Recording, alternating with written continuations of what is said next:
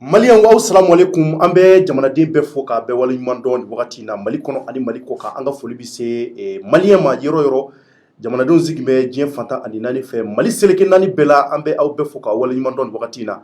k'a fɔ aw ye aw bisimila Thierno Decrypte jɛmukan kɔnɔ nin waati in na an b'a ɲini hali bi an kanubagaw fɛ bɛɛ ka partager kosɛbɛ kosɛbɛ nin wagati in na an bɛ jamanadenw fo Mali fan bɛɛ Kayi fo Kidal minnu sigi bɛ nazara jamana an ka foli bɛ se aw fana ma. Bi alamisadonya la septembre kalo o tile 30 kɔnɔ san 2021 Maliyɛnw an bɛna jɛmukan sigi aw ye sisan k'a yira aw la k'a fɔ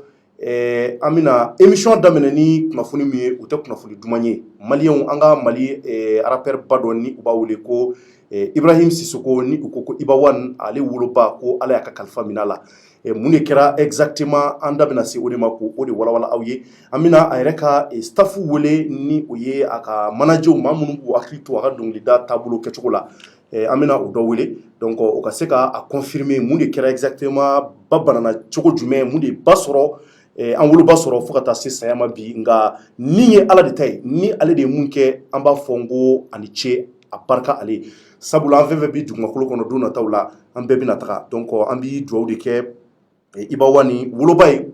Ala ka yen kusaya maniya ye donc an da bɛna se o kunnafoni ma o kun fɔlɔ la donc yan'o cɛ n'an bɔr'o la an ɲɛmɛ ka association maa dɔw reçoit an ka plateau kan ni olu ka association sigilen don mun b'a to Banka Cercle olu bɛ se ka lafiya sɔrɔ cogo min na an da bɛna se o fana ma k'o walawala sisan association in sigira kosɛbɛ bɛn ni sabati mun bɛ yen n'a bɛ se ka na Mopti mara la donc an b'a ɲini aw fɛ a ka to plateau kan a ka o fana lamɛn c'est très important parce que kuma mun bɛna b'u da bɛn ani sabati kuma don an ka jamana kɔnɔ n'an tilal'o la logements sociaux ko a b'a kalama nin y'a dɔgɔkun damadɔ ye an da kun sera logements sociaux ko ma ka walawala aw ye k'a fɔ logements sociaux Mali kɔnɔ nin waati in na a kɛmɛ kata banani ye an delila k'a fɔ k'an ye ŋunuŋunukaw mɛn k'a fɔ ko a kow jɛlen tɛ kosɛbɛ donc association dɔw bɔra plateau kan yan ni o ye DDL mɔgɔw ye an b'u fɔ k'u waleɲuman dɔn kosɛbɛ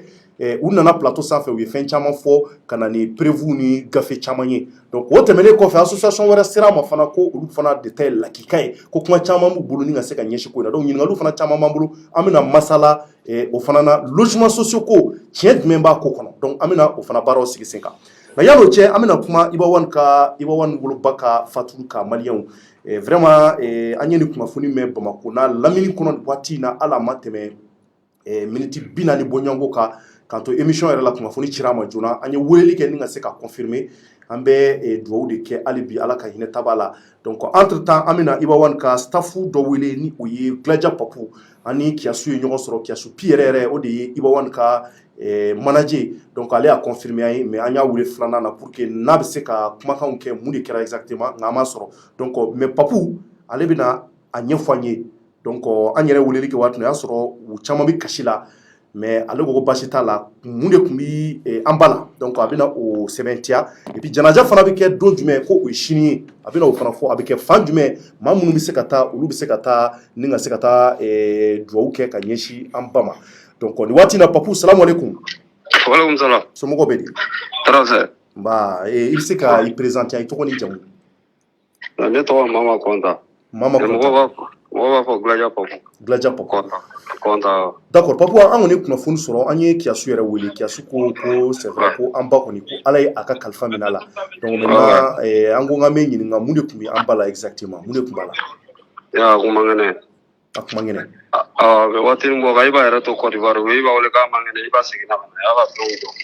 O ni sisan cɛ o kɛra waati jumɛn o ni sisan cɛ. Non o ma mɛn kosɛbɛ a tɛ 25 jours ɲɔgɔnna ninnu bɔ. A t'o bɔ. Donc a fɔlen k'a banana donc i b'a seginna. A seginna ka na ala a kun nɔgɔyara a kun taara so i b'a yɛrɛ taara Burukina ka na i b'a nalen tɛ 3 jours bɔ kunun tuguni k'a seginna ka taa dɔgɔtɔrɔso la. Kunun k'a taara dɔgɔtɔrɔso la tuguni. Parce que kunun 19 heures ne n'i b'a yɛrɛ ɲɔgɔn ye i b'a fɛ i b'a fɔ k'a bɛ ka taa dɔgɔtɔrɔso la o dili bɛ dɔgɔtɔrɔso la o mɛ k'a ka fusa. K'a ka kusa. Donc maintenant bon bisu in na ka to denbaya la i b'a welela k'a fɔ ko elle est décédée. D'accord. 19 heures kuma n t'a dɔn 19 heures kuma de. A kɛra 19 heures waati. A kɛra 19 heures. Sini janaja bɛ kɛ Mɛninakura Bamanan misiri la juma sɛlɛyɛri quoi. Ni juma jiginna quoi. Ni juma jiginna a bɛ kɛ Mɛninakura. Mɛninakura fan jumɛn don? Ou à grande famille, non? Oui, mais il y a exactement. Ani mairie de Kassou, mais n'abord mairie. Ani mairie Kassou. Ako ni bora bagaraji goudron jungle me la na fa na saran soir là. Vile l'Italie era au goudron infedra una ba. Ok, d'accord. Vraiment, Ahmed Dwo, que Gladja Betola, Alaka Hinem Sukrobala. Amen. Merci beaucoup, Papa. D'accord. Ni ne kɔni kɛra bi vraiment ala ma tɛmɛ an yɛrɛ y'a mɛn k'a kɛra 19h wagati olu ye kunnafoni sɔrɔ donc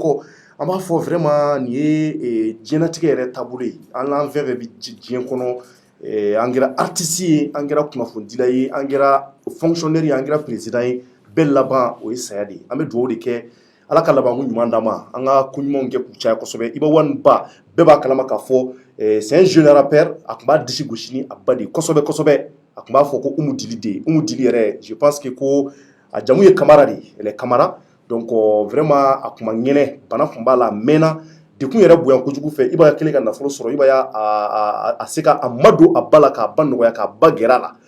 hali waati dɔ kɛra la ouverture média yɛrɛ ne ka émission dɔ bɛ sans tabou o waati la Iba tun kan ka taa concert dɔ la Kulikoro an y'a ye k'a fɔ a tilalen émission na a tun bɛ retard la kosɛbɛ nka a ko a tɛ voyager tant que a ma taa a fɔ a ba ye malgré k'a ba ma ŋɛnɛ a tun bɛ gɛrɛ ba de la k'a fɔ ba ka dugawu k'a ye a bɛna taa concert la walima a bɛna taa nin ji in na a tɛ voyager fiyewu n'a ma t'o kɛ donc vraiment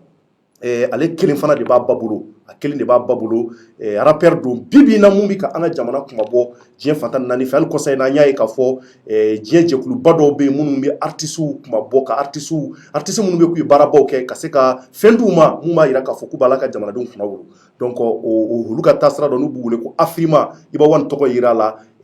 Afrique artiste bɛɛ tɔgɔ la ale kelen dɔrɔn de yera a la mun ye Mali ye ani muso dɔ fana b'a la ko Aya Nakamura o fana ye maliyɛn ye nka ale sigilen bɛ nanzara jamana na donc Iba ni o fila de bɛ ka jamana in kuma bɔ donc o b'a jira k'a fɔ maliyɛnw kan ka taa voter kosɛbɛ kosɛbɛ ye walasa a b'o sɔrɔ donc a b'o baara de la u ka kɔrɔfɔ y'a jira k'a fɔ k'a tun bɛ voyage jan na voyage min bɛ yen ni a tun dabɔlen ka taa concert kɛ yɔrɔw la donc a y'a to de la ba nana bana ko nin y'a 20 jours ye donc bana in kɔni k'a juguyara tuguni a tɛ tile damadɔ bɔ a taara n'a ye dɔgɔtɔrɔso la donc an kɔni an bɛ dugawu de kɛ hali bi taba ye ala ka hinɛ ala ka dayɔrɔ de ma an ka maliyɛn fɛn fɛn bɛ yen mɔgɔ mɔgɔ bɛ yen ko taara an bɛ dugawu kɛ an fana baw bɛɛ ye fɛn fɛn bɛ tiɲɛ so bi ala ka hinɛ u bɛɛ la ala k'u bɛɛ dayɔrɔ de ma anw minnu fana bɛ diɲɛ kɔnɔ yan ka labanko ɲuman d'a ma ka si ani kɛnɛya d'a ma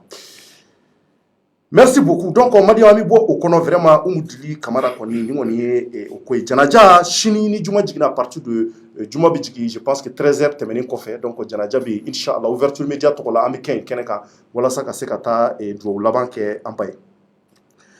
d'accord donc an bɛ artistes bɛɛ fo vraiment artiste bɛɛ tɔgɔ la an bɛ tasi bila kɛ ka ɲɛsin artiste bɛɛ ma donc nin waati in na an ni association mɔgɔw bɛna baara daminɛ somɔgɔw bɛ di Dramé tari basi t'i la donc maintenant a ka association tɔgɔ MPU o tɛ wa an ka association tɔgɔ MPSCB Mouvement Patriotique pour l'unité et la sauvegarde du cercle de Bankas. Du cercle de Bankas. Voilà. Moussa Dramé. Et Moussa Dramé. Donc, association de Mouvement Patriotique secrétaire général de ne. D'accord, secrétaire général. D'accord. A ka interview nana bɛɛ Iba One Bankas mais kunnafoniw bɛ ɲɔgɔn coïncider quoi. Kunnafoniw bɛ bɛn ɲɔgɔn ye mais malheureusement kunnafonidilaw fo ka taa fara artistes ka bɛɛ dusu kam bɛ parce que Iba One ye mɔgɔ ye mun y'an ka jamana tɔgɔ seyɔrɔ caman donc ale bɛ arabu kɛ bamanankan de la ka bamanankan sankɔrɔta association président de ye folikan jumɛn b'i bolo tɔgɔ ni jamu. Oui, yani n ka n présenter n bɛ maliyɛn fo fɔlɔ ni n kilala maliyɛn foli la n bɛ bankasikaw bɛɛ fo. I bɛ bankasikaw bɛɛ fo. kɛrɛnkɛrɛnnenya la ka préfet fo ka n ka président des conseils cercles ko fo le président de la jeunesse ko fo le maire central ko fo ani an ka élément minnu bɛ cercle la baara la au nom du mouvement n b'o fo. D'accord. Ne tɔgɔ ye Abdallah Togo, je suis le président du mouvement patriotique pour l'unité et la sauvegarde du cercle de Bankas. Ok, très bien. Merci beaucoup. Bienvenue. D'accord, donc on va parler d'abord. Maintenant, à quel mouvement ni au MPU a signé un objectif même la calani. Le mouvement signé l'objectif du mouvement, c'est de réunir la cohésion sociale, la paix, la réconciliation et le développement du cercle. Kanani cercle kono ben fara ɲɔgɔnya ani cercle yiriwa ka cercle yiriwa ka cercle yiriwa ani sécurité ka cercle bɛɛ den bɛɛ fara ɲɔgɔn kan mouvement sigi kun ye d'accord a tɛ tɛmɛ o kan d'accord donc mouvement sigi kun ye mais n'an bɛna don mouvement ka activité kɔnɔ et puis en même temps vraiment an ye tasibila kɛ ka ɲɛsin Bawani ba ma nka ko an ye kunnafoni wɛrɛ sɔrɔ k'a fɔ fana ko mun ye Umu Jara Jɛma ale fana ye kunnafonidila ye chaîne 2 la ko ale fana furucɛ fana an y'o mɛn k'o fana Ala y'o ka kalifa n'o ye Cheikhna Kulibali an y'o fana mɛn an bɛ dugawu kɛ o fana ye Ala ka hinɛ o fana na Ala k'o dayɔrɔ nɛɛma Ala ka yen kusaya Ala ka yen kusaya u ma ka tɛmɛ yan kan donc maintenant an bɛ ɲɛsin ma Dramé maintenant entre temps ce que je veux savoir o ye aw bɛ ka activité jumɛn min ni zone na ye Bankas mara la yani n ka don kuma na cɛnɔ n b'i fo kosɛbɛ i ka jijali la ka kunnafoni ɲumanw ta a sun kɔrɔ ka di maliyɛn den bɛɛ lajɛlen ma fo ka taa se diasporaw la an b'i fo k'i waleɲuman dɔn o la o tɛmɛnen kɔfɛ an bɛ maliyɛn den ɲuman bɛɛ lajɛlen an b'u bɛɛ lajɛlen fo a cɛ fara muso kan an bɛ bɛɛ lajɛlen fo ka taa se diaspora la minnu ɲɛ b'anw na an b'u bɛɛ lajɛlen fo o ka kulomajɔ la an bɛ tasibila kɛ ka ɲɛsin banbatɔ minnu banna Ala ka hinɛw la Ala ka yafa k'u ma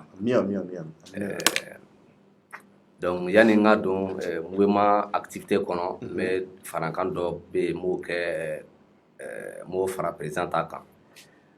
mouvement patriotique pour l'unité et la sauvegarde du cercle de Bankas mouvement don jɛkulu min don jɛkulu min bɛ Bankas den bɛɛ lajɛlen fara ɲɔgɔn kan siya ko t'a la n'o ye Bankas cercle kɔnɔna na siya caman bɛ yen dɔgɔnɔw b'a kɔnɔ fulaw b'a kɔnɔ fo ka taa se dafinw ma fo ka taa se siya wɛrɛw ma ani bozow donc n'o bɛɛ lajɛlen bɛɛ de b'a kɔnɔna na parce que Bankas cercle a bɛ commune 12 a b'o commune 12 Bankas cercle formé commune 12 de donc commune 12 bɛɛ lajɛlen ɲininkaliw ka ca an ka taa joona voilà denw bɛɛ lajɛlen faralen ɲɔgɔn kan ka kulu sigi an bɛɛ lajɛlen k'an tɛgɛ di ɲɔgɔn ma ka kɛ kelen ye donc walasa an ka don da kelen fɛ ka bɔ da kelen fɛ donc mouvement in sigi kun belebele ye nin ye ok mais a ye activité jumɛn kɛ donc activité la an ye min kɛ activité la a ka ca kosɛbɛ d'ailleurs an ko mouvement in créera walasa an ka don da kelen fɛ an ka bɔ da kelen fɛ parce que an nana ye k'a fɔ ko Bankas cercle n'i y'a ta ka mesurer walima ou bien ka suma koro cercle la walima ou bien fo ka taa se Douanza ani Bandiagara i b'a ye k'a fɔ ko Bankas cercle bɛ retard la sur le plan du développement donc fo ka taa se kɛnɛya ko kalanko ani fo ka taa se sirakow ma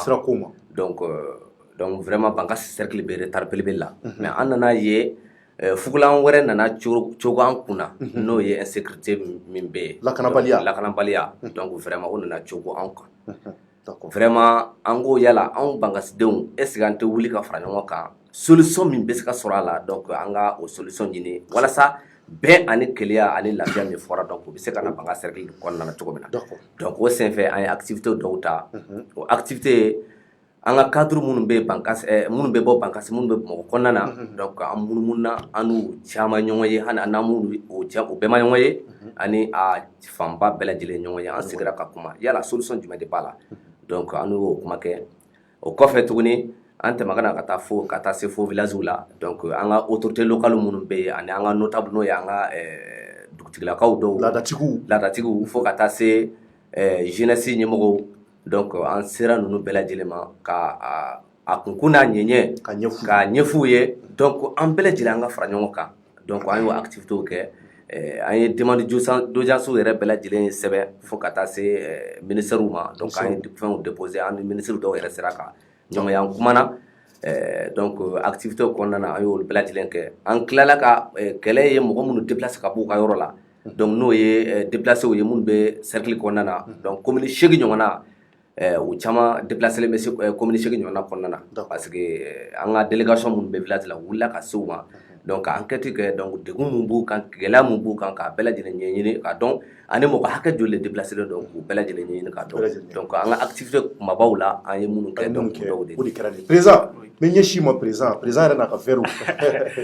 président maintenant c'est à dire que nin baara in n bɛ fɛ k'a dɔn aw dɔrɔn de ye association belebeleba ye Bankasi mara la mun ka laɲini ye ka se ka nin kɛ ou bien association wɛrɛw bɛ yen. wa i ka ɲininkali diyara n ye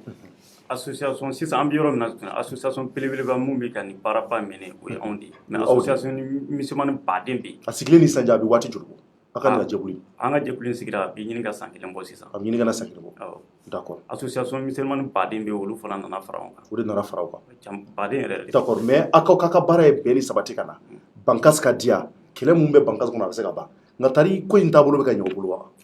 wa pour le moment an bɛ ka taa cogo min na a bɛ ka ɲɛ. a bɛ ka ɲɛ. a bɛ ka ɲɛ inchallah. d'accord. a bɛ ka ɲɛ cogo di. a bɛ ka ɲɛ parce que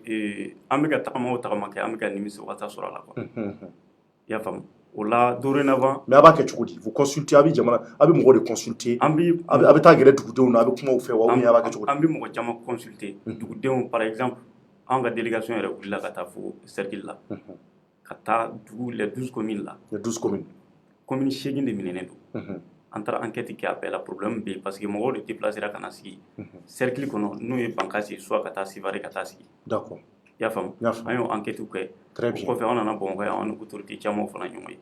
a taabolo ka ɲi pour le moment. d'accord. i y'a faamu. ok donc maintenant est ce que aw bɛ ka dɛmɛ est ce que jamana bɛ k'aw dɛmɛ nin na parce que nin baara ɲuman de ye aw minnu ko k'aw ka association sigira ka na ni bɛn ni sabati ye bɛɛ b'a dɔn Bankasi kɛlɛ bɛ yen insécurité bɛ yen nin waati in na a zone ninnu na fɔlɔfɔlɔ a kun ka di kosɛbɛ nanzaraw bɛ taa yen nɔ ka taa yɔrɔw lajɛ an balima dɔgɔnɔw bɛ nafolow sɔrɔ bi hɛrɛ sɔrɔ han mais bi bi in na gɛlɛya b'a dugu la f'an bɛɛ miiri bɛ janya mais tari est ce que faamaw bɛ ka aw dɛmɛ a ko la walasa baara in bɛ se ka nɔgɔya cogo min na. i ka kuma diyara n ye an bɛ yɔrɔ min na pour le moment jamana kɔnɔ m'anw dɛmɛ fɔlɔ. maa m'aw dɛmɛ. maa m'anw dɛmɛ. mais est ce que a sera jamana ɲɛmɔgɔw ma. an sera mɔgɔ caman ma. an bɛ yɔrɔ min na pour le moment maa si m'anw dɛmɛ fɔlɔ. i y'a faamu. surtout Bankasi yɛrɛ bɛ yɔrɔ min na sisan n'a fɔra ko mɔgɔw bɛ kule la yan poche ni fɛnw nɔfɛ n'a fɔra ko siratutigɛ bɛ an ka yɔrɔ la i bɛ da la ka bɔ Sivare ka taa Bankasi siratutigɛ de bɛ yen. siratutigɛ cogo di ta. siratutigɛ lahara siratutigɛ min bɛ yen o ɲɔgɔnna de bɛ yen. cɛ kuma de k'a f'i ye dɛ. lahara siratutigɛ. ça veut dire que kadɔdenw b'i ka siratutigɛ. kuma e sera lahara de. an ma se yen fɔlɔ. e dun ko lahara siratutigɛ e bɛ lahara siratutigɛ. o m'a fɔ ko siratutigɛ bɛ lahara wa. o ɲɔgɔnna de bɛ Bankasi sira la sisan ka sɔrɔ an ma se lahara fɔlɔ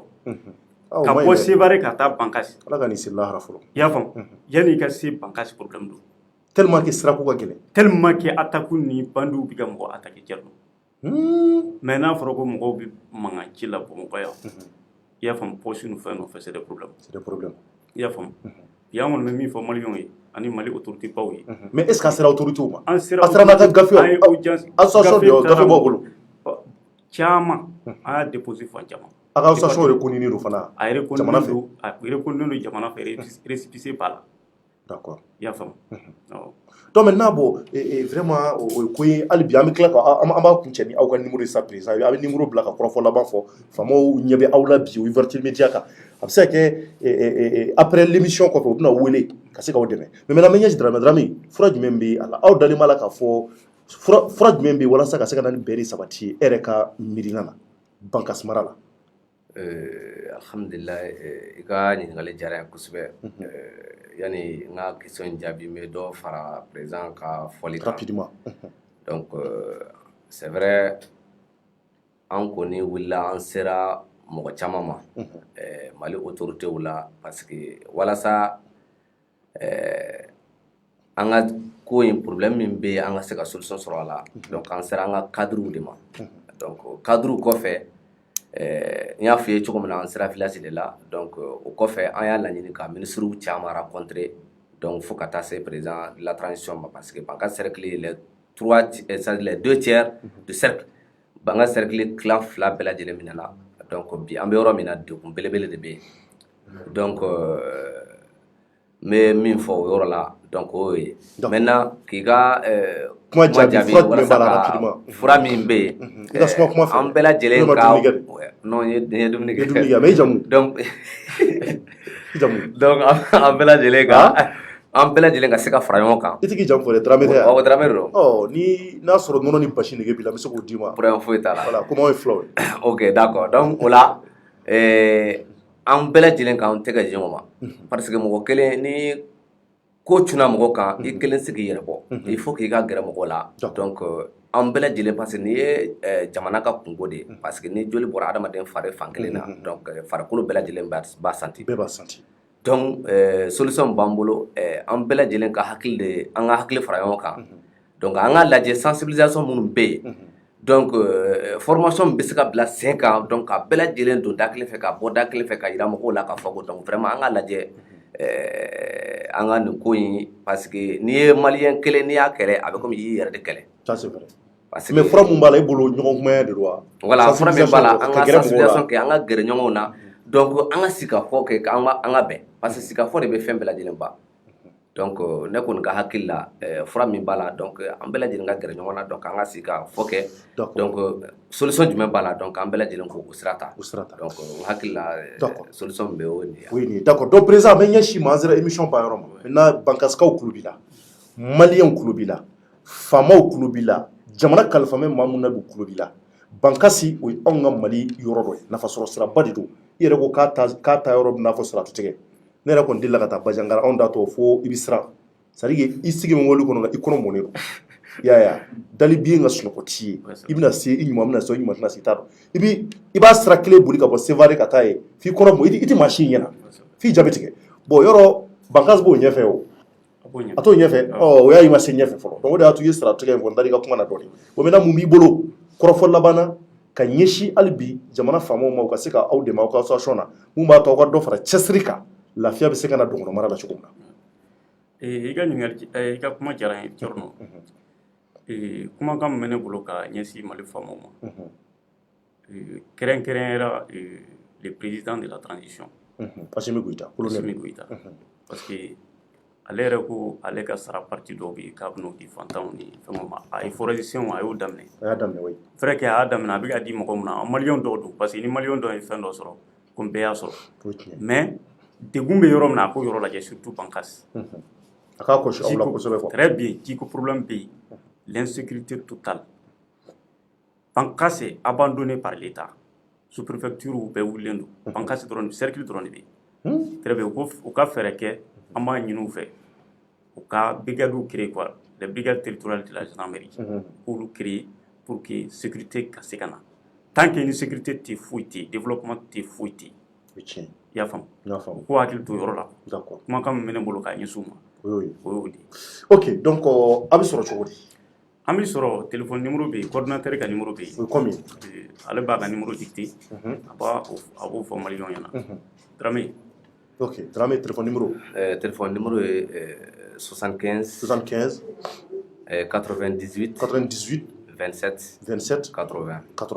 78 75 98 27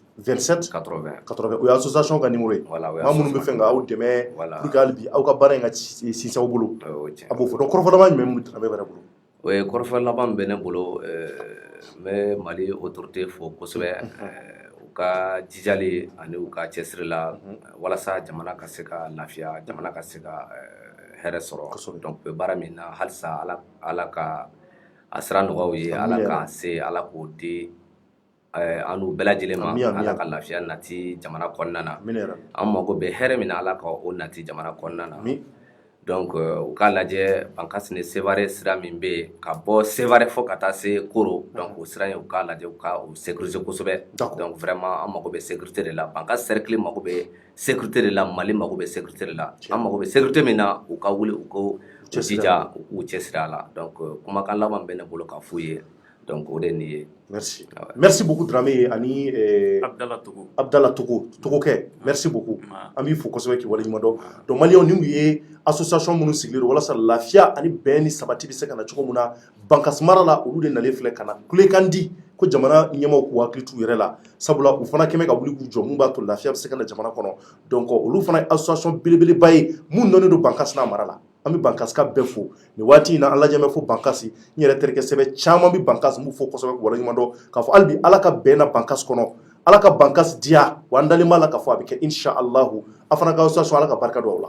aw ni bara jamana kono aw ni chesri merci donc malion amina ñogon soro tout de suite publicité ko fait logements sociaux ko affaire a ko bi di jamana kono amina association bado fana reçoit tout de suite ko korofo bo lu fana bulo ka kuma ko inka am ñogon soro publicité ko fait 600 Abana peu awo auga disukasi tajikola bolimafɛn ko ta fan o fan o kɔni wa o banna pewu yarawal nana ka maliyɛn bɛɛ lajɛlen lafiya esansi ɲuman gasoil ɲuman tulu ni bolimafɛn minɛn ɲuman bɛɛ lajɛlen sɔrɔ yɔrɔ yarawal de don yarawal la aw ka bolimafɛnw bɛ ko k'a jɛ k'a lahalaya bɛ jateminɛ k'a di masawura la i da ɲɔgɔn fila ye o kɔfɛ a ma se k'i yɛrɛ sɛgɛn yarawal la i bɛ se k'i ka fɛnmisɛnnin santaw bɛɛ lajɛlen sɔrɔ wa sɔngɔ damatɛmɛ diya yarawal k'i dɛmɛ i ka taamaw la k'i nisɔndiya ka segin so.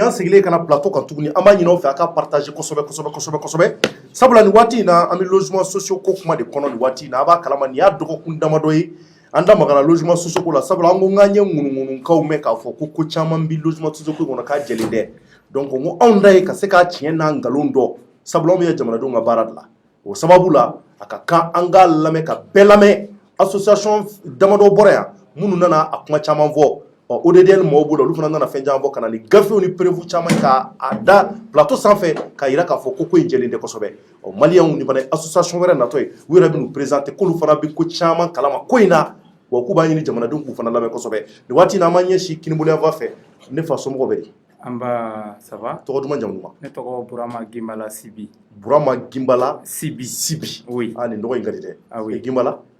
Sibi Gimbala o b'a yira ko ye Kita mara mɔgɔ ye effectivement je suis de Kita Fuladugu Bankasi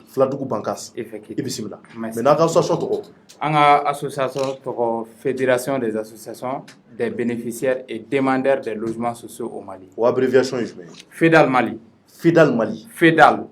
ka nɔgɔn voilà d'accord Sibi merci mais ɲɛsi Mariko e Mariko ye dɛ o tɛ ne bɛ dɔn dɔɔni o ça va somɔgɔw kɛnɛ kɔri baasi t'i la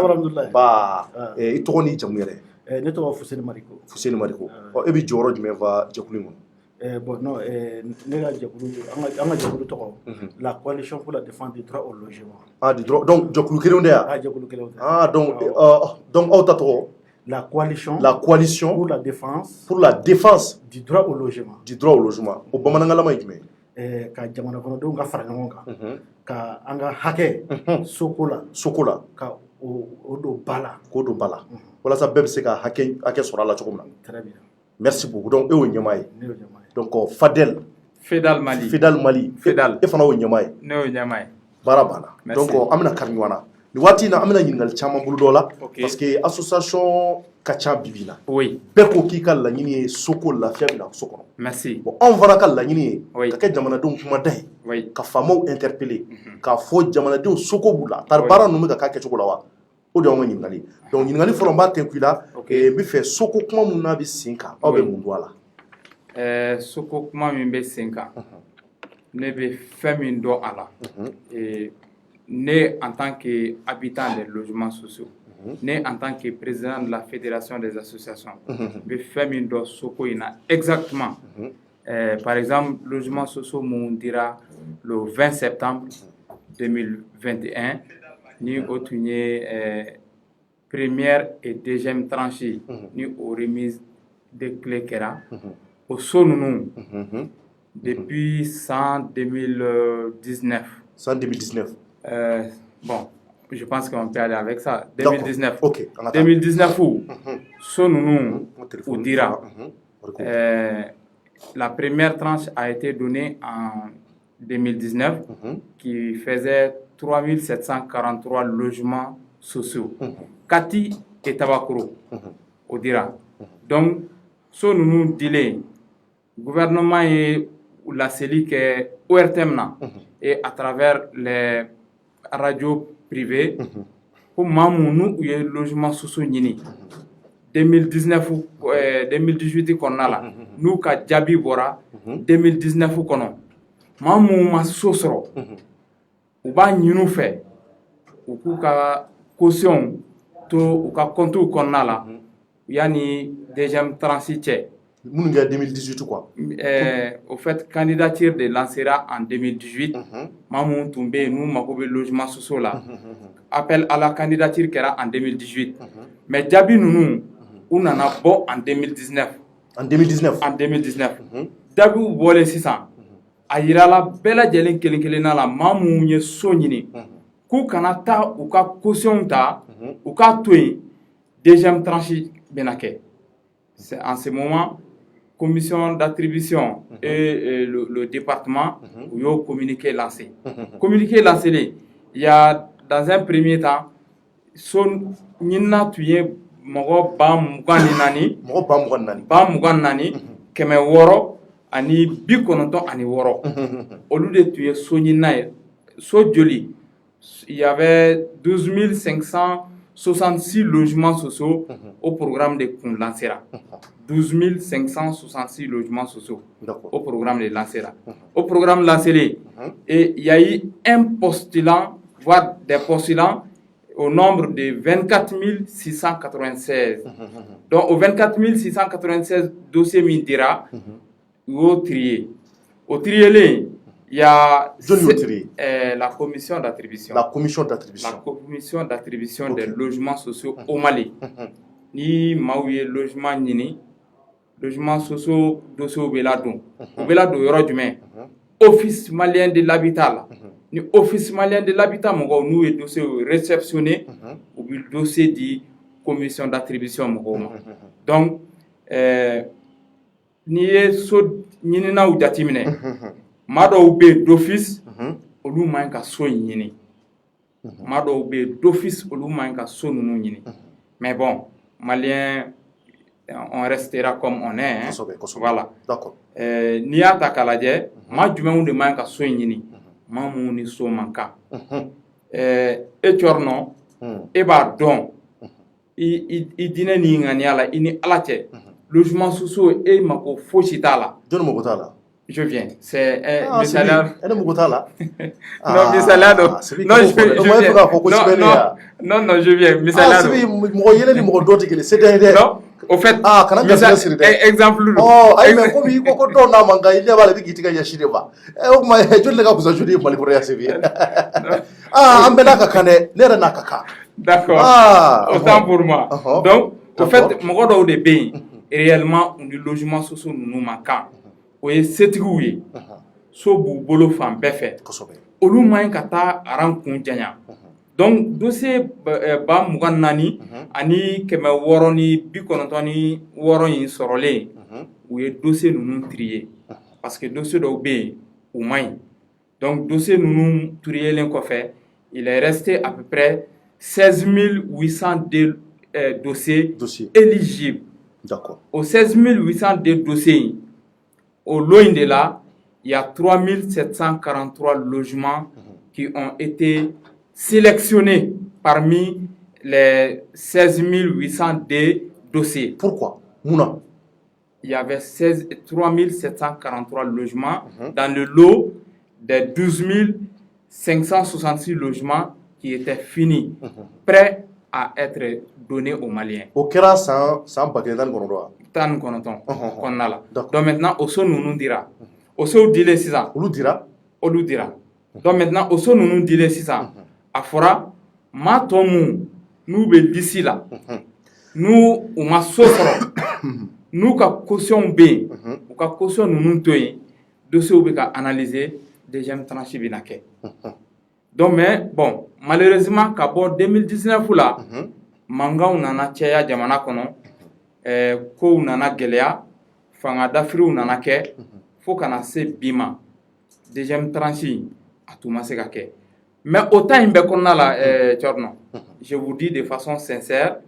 mɔgɔw tulo bɛ n na ni parce que n'i bɛ kuma il faut toujours laisser une marge de manœuvre pour que mɔgɔw bɛ se k'i ka kuma sɛbɛntiya. Merci. Ne bɛ logement sociaux kɔnɔ depuis 2011 le 15 mars 2011 ne yɛlɛmana Tabakɔrɔ logement sociaux la. Et je vous dis mɔgɔw tulo bɛ n na logement sociaux ninnu depuis 2015 u bannen bilalen bɛ yen a caman bannen bilalen bɛ yen ten a yɛrɛ ma mɔgɔw ma don a kɔnɔ a ma di mɔgɔw ma. Et nous en tant que fédération nous en tant que habitants an ye hakilina jumɛn sɔrɔ an ye constat jumɛn fɛnɛ kɛ ka fara nin bɛɛ kan. Nous avons vu durant tout ce temps ces logements finis non attribués constituent réellement des îlots d'insécurité pour la population. Ça, il faut le dire. D'insécurité, la canabalia. Bien sûr. Merci.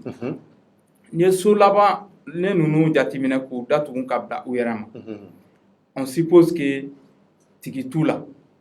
Tiki du de Boula, exactement, ça c'est l'Office malien de l'habitat. Mais le fait que Soblalembe Ayrama m'a dit Mogoma,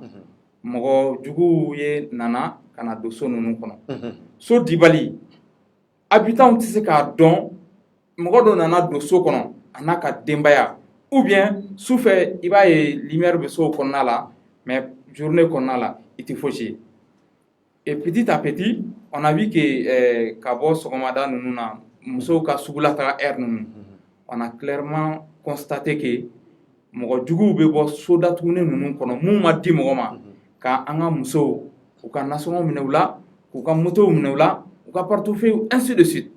Et on a assisté à des scènes de désolation de ce genre-là en maintes reprises. Seigneur Tchama a assisté et on a kunafoniara au fin nuna à Kacham. Donc, on a un rôle là en tant qu'association qui lutte pour l'obtention et pour la bonne gestion aussi des logements. On y a la ministère Mogo fait. So mumbanim blalimbe. Muna auta di Maliens. Et so nous datounem blalimbe au même moment Maliens d'Obé qui sont sans abri, sans bikouti. Muna so bani nous auto dit pour que en mou yere fene population en be lafia togomina. Parce que so nous réellement a degun fanga ka bon population kan ni febe. Parce que source d'insécurité donc quoi. D'accord. Donc, on a le ministère fait. On a de façon officielle, car c'est bien, car à Wolelou qui est dans ce sens, et Dieu faisant les choses, le 20 septembre 2021, au Sodi, au Dekera. Mais à quel âge tu es là? De façon sincère, Sodi à Kera Ketchoula. Parce que à Forakabla. A fora dossier nous ou blalen B depuis 2018 qui font 24 696 dossiers pour première tranche ni deuxième tranche l'ici là. Et c'est une mission d'inspection faite en 2019 aux missions des critères ou bokabla. Critères follow du pour logement social ni à programme lancera ni 12 566 logements sociaux dont mamou y dossier déposé en bien à dossier nous taku analyser première tranche coffre première tranche coffre mamou nous ma sosro ka laje mo possible la logement sociaux ina sinya chama nous ma soro au luka dossier be black refait mamou nous et logement sociaux yini ni deun do ndogoma nu mbubolo ani den korobalon caman be mɔgɔ mun bolo ni sotu bolo n'u y'a ɲini olu ka dossier bɛ sélectionner donc ni critères ninnu de farala ɲɔgɔn kan pour pouvoir dresser la liste de la deuxième tranche. Mais est-ce qu'en 2019 oui liste bora mamu nga so attribué na kila o liste kan ga boka publier pour ka don ga fo mamu na ka kamu manga est-ce que baro kera évidemment bien sûr. En 2019, peut-être comme 2019, on a eu un téléphone, WhatsApp, donné au Wakati Dola, ou Beta ou Yerema. Sinon, la liste est officielle. Elle a été publiée, Malien Bebora Kalama. D'accord. Voilà. Sibio Famira, merci beaucoup. Yemiti Duru Damado Kala, Amina Yeshima, Margo, Tarbachitila. Voilà, mais Yeshima, Alibi, Amani Jamana Donve, Aka partager quoi. Parce que Ambe, logement social, comment Mouna, a Keme scandale de Jamana Kono. Mbe Sekaka, Keme scandalier. Scandale Koro, Akera Mashiba et Jamana Kono. Soko, Afraka Dabora Fantan Kama. Afrako Ketchuko de Bala, Tari Abaka Ketchuko Lawa. Malionea Taka la Janga secteur Chamambi, Jeliati, Konoble Malikonia. Donc on go de mon malikura on be fedi jamana yi nogo bi yoro mun na abeka ko ka ban pew wa kuna fundilo joro ka bola on de kan nga président ndeme wala ananga marabulu nyemaw ka u kori ku boko kalama ka fo ni mbaragoro dai na yanjelete yanjelende on mugo de bi jeliala o de ato ni association banu nga wulika jo anu ka lafia de mubato clinia bi seka na soko kono chokobra donc association mun mbore ulu na ni kuma chamanye nyolu ka kuma u chamanta parce que kuma do fora la mun yin dabali ba. Donc on y a association mɔgɔw olu fana nana de nunu nana kɔrɔfɔ mun fɔ olu bɛna o caman de lakari o tɛ wa walima o de tɛ. Bon peut-être ni an ye bi émission thème lajɛ i b'a ye remerciement de don o kɔrɔ folikan de don n'an bɛ foli kɛ oui i ka nin kuma ninnu bɛ se ka y'a kɔnɔna la mais n'an bɛ foli kɛ ni an bɔra seli la n'an nisɔndiyalen don donc o seli nisɔndiya donc an bɛ bonyamasegin bila ɲɛfɛ an nana bonyamasegin de la bonyamasegin an bɛ bonyamasegin bila kɛfɛ mais bonyamasegin fana est-ce que bonyamasegin fana bɛ se ka kɛ mariko tant que bonyamasegin kɔnɔna la a ka kan an k'olu kumaw fana ɲininkaliw kɛ c'est important bonyamasegin kɔnɔna la donc ni ɲininkali fɛn fɛn b'i bolo i bɛ se k'o kɛ ala barika la an ma a jaabi walasa faamuyali bɛ sɔrɔ a la walasa faamuyali bɛ sɔrɔ a la o ka di n ye donc maintenant n y'a jateminɛ kɔsa in na OMH syndicat bɔra ka communiqué kɛ i y'a ye wa u ka syndicat ye communiqué kɛ communiqué in kɔnɔna na ne y'a ye ne yɛrɛ dabali banna waati u ye kunnafoni dila damadɔ wele a la donc communiqué in kɔnɔna na u y'a yira k'a fɔ ko u ka kɔrɔfɔ la ko attribution a kɛcogo a procédure ko olu ma respecté e bɛ mun faamuya o la. ouais bon Thierno an b'i fo an bɛ chef Mangara an b'o fo kosɛbɛ an bɛ Jakite fo équipe technique an b'o bɛɛ fo kosɛbɛ donc comme an nisɔndiyalen don le 20 ala ye donba yira an na le 20 tɛmɛnen le 20 septembre donc le président de la République le colonel le président de la transition colonel Assimi Goïta an b'a fo le premier ministre n'a ka jama an b'u bɛɛ fo docteur Choguel Kokala Maïga très bien donc ministre min yɛrɛ ka wulikajɔ bɛnnen don Soko ma professeur Kamina an b'a fo Kamina an ka foli bɛ s'a ma kɔnɔna la mɔgɔ minnu yɛrɛ ka baara n'u sigilen don jamana y'u lasigi Soko ninnu yɛrɛ gestion kama OMH baarakɛlaw office malien de l'habitat an ka an foli b'a bɛ s'a ma a cɛ a muso an b'u bɛɛ fo kosɛbɛ minnu ye wulikajɔ kɛ su ani tile pour que le 20 ala bɛ se k'o yira n na cogoya min na donc n'u ka directeur yɛrɛ monsieur Sekou Demba donc an b'a fo donc an bɛ a ɲini maliyɛnw fɛ an ye mɔgɔ fɛn tɔgɔ fɔ sisan u k'u bɛɛ fo u k'u bɛɛ fo parce que n'an ko an ka laɲini ye jamana kɔnɔdenw ka so hakɛ soko hakɛya k'o défend donc mɔgɔ minnu ka wulikajɔ bɛ bɛn ka o baara kɛ donc a ka kan an ka jɛ ka olu fo donc u y'an nisɔndiya ala k'u nisɔndiya donc maintenant o kɔnɔna la i ye syndicat fɔ bon Thierno il ko scandale scandale foyi tɛ yen scandale tɛ yen non il y a pas de scandale d'accord o faamuyara donc il y a pas de scandale mun na parce que en réalité bɛɛ n'a ka baara kɛcogo don kosɛbɛ a mɛnna aw ni ne an ka jɛkulu an ye fɛn caman falen ni ɲɔgɔn cɛ ni Soko ninnu kan donc o la ni i y'o fɛn ninnu n'i y'o daliluya ninnu bɛɛ ta k'a lajɛ i b'a sɔrɔ scandale foyi tɛ yen scandale foyi tɛ yen o kɔnɔna la n'i ye syndicat ka kuma ayi non mais n'i y'a ɲɛ scandale fɔ non n'i ye syndicat ka kuma fɔ c'est à dire n ye scandale fɔ k'a sababu kɛ mun ye il faut que n fana k'o pereperelatigɛ parce que association minnu bɔra olu de kuma minnu fɔ o de y'a to n ko scandale don voilà non e ni anw an bɛɛ so kelen de ye d'accord an bɛɛ maliyɛn kelen de ye ouverture média ni ala y'a kɛ an nana aw ka kɛnɛ kan vraiment nisɔndiyako don parce que su ani tile aw ka wulikajɔ ye pour que ka maliyɛnw lafiya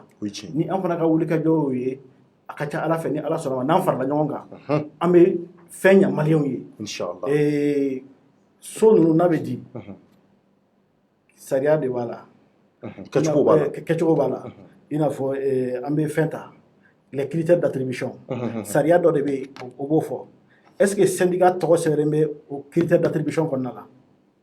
donc syndicat tɔgɔ tɛ sɛbɛn yan non critères d'attribution na yɔrɔ bɛɛ n'a critère d'attribution sigicogo don Bamako ta sigicogo bɛ yen cercle région ta sigicogo bɛ yen cercle ta sigicogo bɛ yen commune ta sigicogo bɛ yen mɔgɔ minnu kan ka don commission kɔnɔna na olu mɔgɔ bɛɛ bɛ yen a mɔgɔw tɔgɔ sɛbɛnlen don k'a fɔ n'i ye Bamako ta ministère minnu kan ka k'a la o ministère tɔgɔ sɛbɛnlen don banque ka représentant kan ka k'a la office de malien de l'habitat ka représentant kan ka k'a la mais maintenant est-ce que syndicat sɛbɛnlen bɛ yen office malien de l'habitat ka syndicat o sɛbɛnlen don ko ale kan ka ale ye commission d'attribution mɔgɔ ye donc dɔw fɛ k'a fɔ k'olu da don yɔrɔ t'a la non sisan office baarakɛlaw don commission d'attribution na jɛkulu i n'a fɔ kafo b'a la association malienne des droits de l'homme o b'a la CNJ b'a la mais maintenant ne an y'a sariya ta k'a lajɛ i t'a sɛbɛnlen ye ko syndicat de l'office malien de l'habitat donc an bɛ se ka bisigiya donc n'olu ye fɛn fɛn fɔ so tilako kuma kan donc olu tɛ commission mɔgɔ ye u tɛ commission mɔgɔ ye olu tɛ commission mɔgɔ ye donc u da don yɔrɔ t'a la u da don yɔrɔ an bɛɛ ye maliyɛn de ye an bɛɛ da bɛ an bɛɛ kungo don an bɛɛ hakili a ka ɲa mais n ye commission d'attribution minnu ka baara yɛrɛ ye ka dossier fɛsɛ mɔgɔ minnu ni so ka kan k'a d'olu ma syndicat t'a la office malien de l'habitat k'a sɛbɛn ko ka syndicat o t'a la donc a papier a décret an bɛ se k'a d'aw ma donc aw b'a lajɛ office ka représentant b'a la mais syndicat sɛbɛnlen tɛ a la est-ce que a faamu bon o kɔfɛ fana n'an ye ministre ka discours ta k'a lajɛ syndicat ye kuma mun fɔ i b'a ye o jaabi bɛ ministre ka discours kɔnɔna la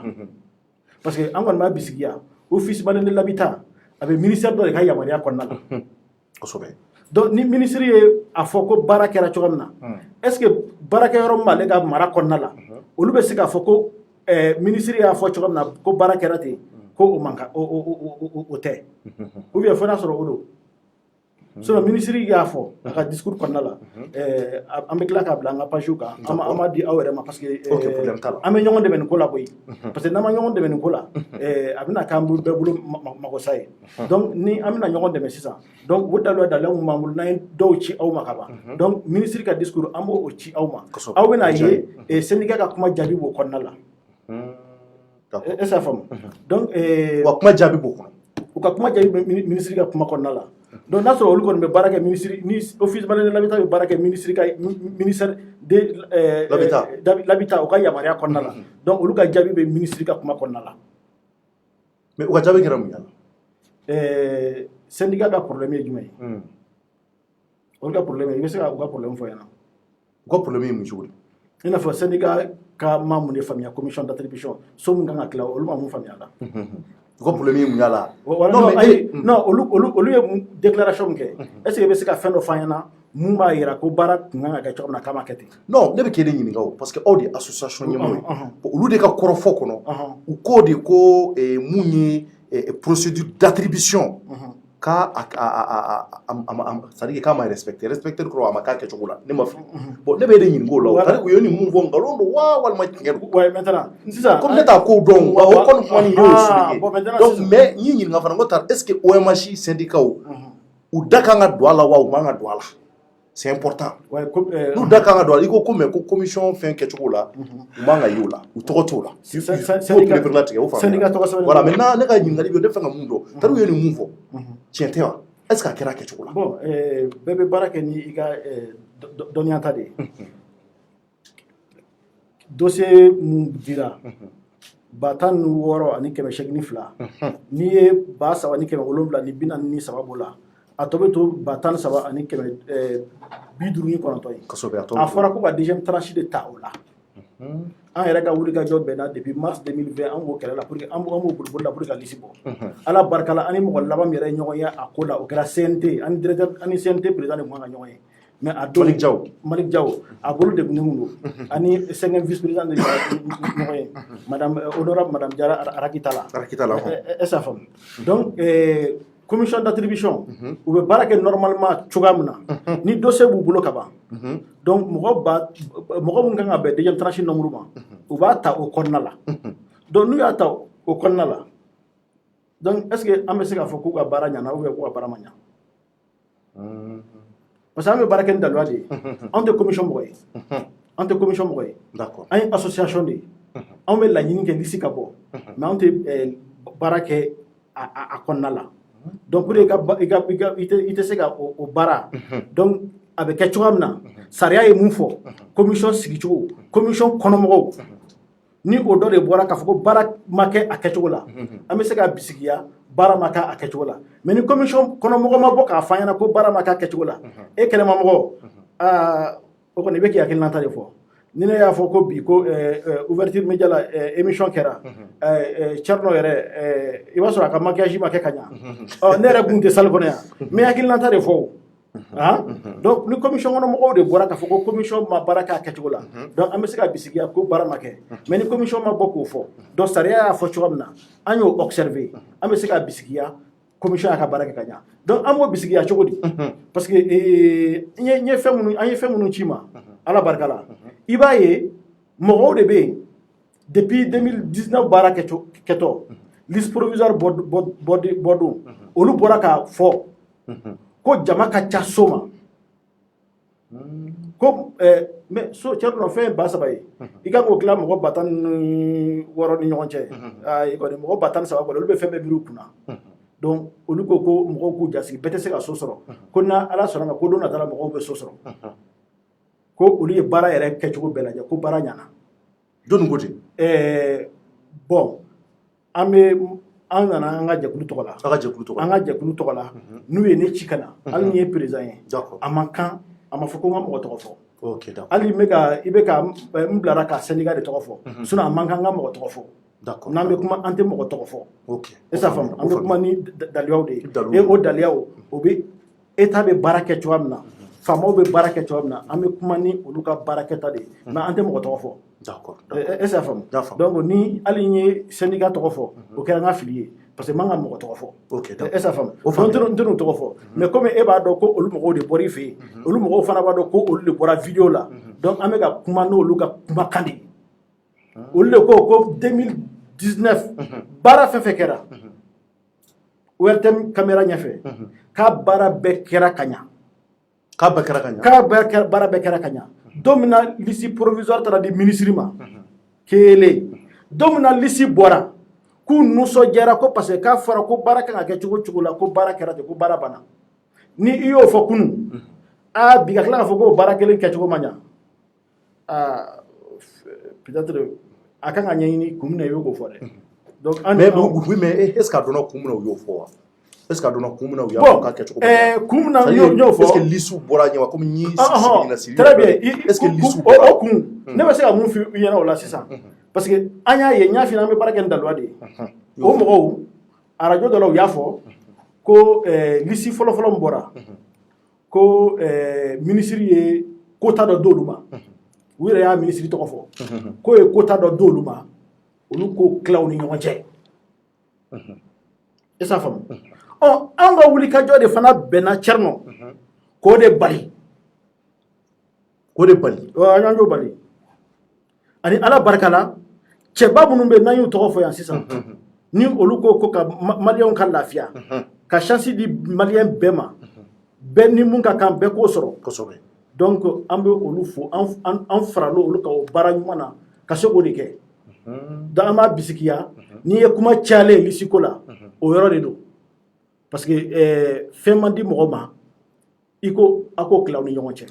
D'accord, maintenant ce que moi je vais savoir Moribo rapidement yana nga kuma de sibi parce que kuma do be ngolo ka tenku sibi la jamanadenw ne ɲɛbana bi an bɛ ka kuma soko kan i ko k'aw nana remerciement la an bɛɛ bɛ foli kɛ an bɛɛ bɛ remerciement ka foli kɛ ka ɲɛsin mais a ka ɲi an ka segin kɔ ko dɔw bɛ yen pour que olu kunpan ka bɔ anw na o tɛ tiɲɛ ye o la n'o kɛra anw fana bɛ se k'a fɔ cogo ɲuman na donc maintenant ne fɛ ka mun dɔn tari nin zoko mun ni a kɛra 2021 kɔnɔ an bɛ 21 de la aw ye 2019 de fɔ ɔ tari est ce que dossier c'est à dire que dossier bɛ dossier dun u docogo la wa o ye kelen ye n bɛ fɛn k'o dɔn est ce que dossier minnu bɛ yen u donna u docogo maa minnu n dɔgɔw b'a la a bɛɛ kɛra a kɛ commission sigira a ko kama wa o ye fɔlɔ ye yanni an ka taa yɔrɔ jan min na filanan ale ko yɔrɔ dɔ la a ka kɔrɔfɔ la a ko yɔrɔ ninnu ko n'i y'a ta k'a lajɛ ko a yɔrɔ ninnu ko sufɛ i bɛ maa dɔ ye tile fɛ tu ye ko muso tatɔ sugu tatɔ i b'o bɛɛ de fɔ wa effectivement bon maa minnu bɔra yan fɔlɔ la olu k'u ka kɔrɔfɔ la ko Thierno n'i y'a ta k'a lajɛ ko logement sociaux yɛrɛ man ka kɛ yɔrɔ la k'a sɔrɔ dɔgɔtɔrɔso sigi place tɛ yen fɛnw place tɛ yen nɔ c'est à dire que mɔgɔ bɛ jɔ fɛn fɛn la quoi suguw place ni fɛnw ni fɛn mais est ce que nin zoko mun n'a ko bɛ ka fɔ olu bɛɛ sabatilen don a ko kɔnɔ wa o ɲininkali fila n y'o tɛn k'i la fɔlɔ jaabi fɔlɔ fɔlɔ dossier dossier de cogo est ce que commission sigira a ko kama ɲina kosɛbɛ commission sigira non sisan a y'a f'i ɲɛna ko n'i y'a ye bi y'a sɔrɔ lisi ma bɔ parce que fɛn caman de kɛra yɛlɛma caman kɛra jamana kɔnɔna la an ye fɛn caman kɛ o de y'a to lisi ma bɔ wa jamana ka instabilité administrative o de y'a to bi y'a sɔrɔ lisi ma bɔ mais est ce que kan ka sɔrɔ lisi ma bɔ oui maintenant Thierno o la fana an taara faamaw ɲininka dɛ parce que sinon an kɔni ye so ɲininaw ye an ka wari kɔni bɛ banque la hali sini donc n'i y'a ye bi a ma bɔ kɔni o kɔni tun t'an ka fɛla ye donc olu de bɛ se k'a fɔ an ɲɛna mun y'a to bi y'a sɔrɔ lisi ma bɔ mais an kɔni bɛ se ka bisikiya i y'a ye an ka gouvernement basigilen tɛ a bɛ se ka kɛ hali i bɛ fɛ ka fɛn dɔ laban sisan ni e taara a segin bɛ tila ka k'a kan de donc a tila ka sɛgɛsɛgɛliw kɛ o instabilité hali kana fanga yɛlɛmali ni fɛn ninnu bɛɛ kɛ donc an bɛ se ka bisikiya o de y'a to bi y'a sɔrɔ lisi ma bɔ sinon lisi an bɛɛ ye an ka dossier déposé a y'a f'i ɲɛna an mɔgɔ 24,000 ani 676 an de y'an ka dossier déposé o dossier de la mɔgɔ 16,000 ani 882 a fɔra k'olu de ka dossier ka ɲi k'olu de ta ɲɛna très bien donc maintenant an kana fɔ k'an bɛ mɔgɔw don fili la ka kɛ i n'a fɔ ko kura de donna a ko kɔnɔna la i n'a fɔ ko ka balontan i n'a fɔ n'an bɛ jeu la sisan jeu kɔnɔna la yɔrɔ n'an ka jeu daminɛ règle bɛ fixé donc ni an ye to o jeu kɔnɔna la ni règle an bɛnna sariya mun kan o jeu la ni o de falenna o de ye problème ye mais ni o sariya kelen ni baara bɛ ka kɛ n'o ye problème t'o la dɛ i b'a ye ni n'a sɔrɔ aw ma deli ka n'a sɔrɔ aw si ma i tɛ mɔgɔ i ma postulé 2018 ou bien ni i tɛ mɔgɔ i ma mɔgɔ ka récépissé ye n bɛ récépissé ci ma ne yɛrɛ ta i b'a sɛbɛnlen a kɔnɔ ko première tranche i b'a sɛbɛn a kɔnɔ première tranche n'u ko a ɲɔgɔnna ma deli ka kɛ sodi jɔn delila ka kɛ Mali la ni première tranche tun sɛbɛn ni dossier déposé dɔrɔn n'a fɔra ko première tranche ni o siɲɛ fɔlɔ de fana ye o depuis an kɛ to ka dossier déposé ni an ka récépissé ta ye i b'a ye la première tranche kun fɔlɔ du 12,566 la ni kun fɔlɔ fɔra o a kɔrɔ ko kun joli lamɛna ayi ni an ye kun fɔlɔ kɛ bi o kɔrɔ ko mun wɛrɛ bɛ fara o kan kun filanan kɔni bɛ na o kun filanan an bɛ kun filanan de kɛnɛ kan bi donc ni kun fɔlɔ ni an y'an ka dossier don ko kun fɔlɔ donc ni kun filanan bɔra o kɔnɔ ministre yɛrɛ ka discours n'i y'a ta k'a lajɛ i b'a ye o kun fɔlɔ ninnu a sigira cogoya min na a nana cogoya min na ka commission yɛrɛ kɔndi cogoya min na olu bɛɛ sɛbɛn bɛ ministre ka discours kɔnɔna la est ce que an bɛ se k'a fɔ ko fɛn donna la mun ɲɛdɔnnen tɛ donc o la an ma bisikiya fɛn bɛɛ ɲɛdɔnnen kun don et puis ji kun kan ka boli sira mun fɛ o sira dɔnnen don et puis ji bolila o sira de fɛ donc a kɛcogo ɲɛna d'accord a kɛcogo y'a yira k'a fɔ procédure kɛcogo ɲɛna fili t'a la fili foyi tɛ procédure la mais logement social ko dun yɔrɔ minnu kɛra mɔgɔw la tari kuma minnu fɔra olu bɛɛ b'a nɔ la Thierno ala barika la bi ne bɛ luwanse la n bɛ fɔ Bako Jikɔrɔni ACI golf de la n bɛ luwanse la yen mais an ye wulikajɔ mun kɛ Tabakɔrɔ mɔgɔ minnu bɛ k'a fɔ ko o fɛnw tɛ Tabakɔrɔ n'olu kun wulila k'o baara kɛ bi kuma sɔrɔ kun bɛ yen donc u tɛ yan sisan 2019 an kɛlen ka so déposé bi mɔgɔw wulila ko an bɛ so fɛ ten o ka sɔrɔ an bɛɛ b'a dɔn ji kun ma s'a yɔrɔ bɛɛ la courant kun ma s'a yɔrɔ bɛɛ la dɔgɔtɔrɔso kun ma jɔ an ko an bɛ so fɛ ten o de y'a to lisi bɔra ten oui mais est-ce que o ka kan mais an de ye jamana kɔnɔdenw ye an de ko an de ye so ɲininaw ye mais an ko an bɛ so fɛ ten Thierno jamana bɛ se k'an jɔ o so la wa ah ni jamana fana jɛ so kuma bɛ fɔ dɛ mais yɔrɔ mun na yɔrɔ min bɛ ɲɛsin association ma est-ce que association ka wuli ka jɔ man ka kɛ mɔgɔ min bɛ taa logement la k'olu de défend k'a fɔ mɔgɔ bɛna sigi yan n y'o de f'i ɲɛna ji ka kan voilà u ni dɔgɔtɔrɔso jɔyɔrɔ dɔ ka kan o de kan ka kɛ association ka devoir ye très bien Thierno e ye n balimakɛ de ye an bɛ kuma ni ɲɛmɔgɔ ka yamaruya ye n'o ye chef Bangara ye Jakite yɛrɛ sigilen bɛ kɛrɛfɛ an ka kuma ni an ye baara mun kɛ ye n'i y'a ye bi an ka association an wulila ka taa Kati ka taa tableau d'honneur ka t'o di Kati EDM chef d'agence ma an wulila fana ka ci wara ka t'o d'a ma o kɛra mars tɛmɛlen mars 2021 o tɛmɛlen o sɔrɔla mun de fɛ parce que mɔgɔ minnu tun ye so sɔrɔ Kati sikɔrɔ kuranko gɛlɛya tun b'u la hali k'u bɛna n'u ka wari ka compteur sara énergie tun ko k'u b'u jɔ fɔlɔ parce que problème technique dɔ tun y'o kuma ɲɛnabɔ fɔlɔ anw de ye wuli ka jɔ kɛ ka office malien de l'habitat k'u démarcher ka wuli ala barika la Kati EDM chef d'agence madame Bokoum Salimata Ouattara k'a démarcher jour ani tile Kati mɔgɔ minnu ye compteur sɔrɔ a waati Kambila ani yɔrɔ Kambila so dira depuis 2018 mɔgɔ minnu ye compteur sɔrɔ a senfɛ Kambila ani Kati sikɔrɔ u bɛ se k'i wele k'a témoigner